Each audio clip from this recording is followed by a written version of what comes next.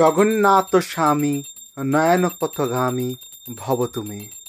শ্রীকৃষ্ণের 12 মাসে 12 যাত্রার মধ্যে সবথেকে সুন্দর যাত্রা হচ্ছে রথযাত্রা, যেখানে স্বয়ং প্রভু তার নিজ মন্দির থেকে ভক্তদের মাঝে এসে উপস্থিত হয়।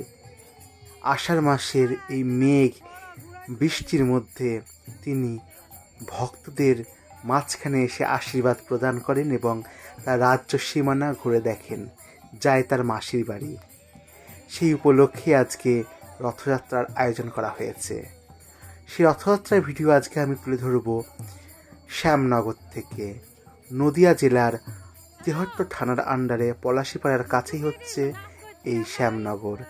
আজকে ভিডিও করেছে নূপুর আচার্য। শুরু করা যাক আজকে ভিডিও, দেখে নেওয়া যাক এখানকার রথযাত্রা। আর আজকে ভিডিও ভালো লাগলে কি করবা, লাইক, কমেন্ট, শেয়ার এবং সাবস্ক্রাইব।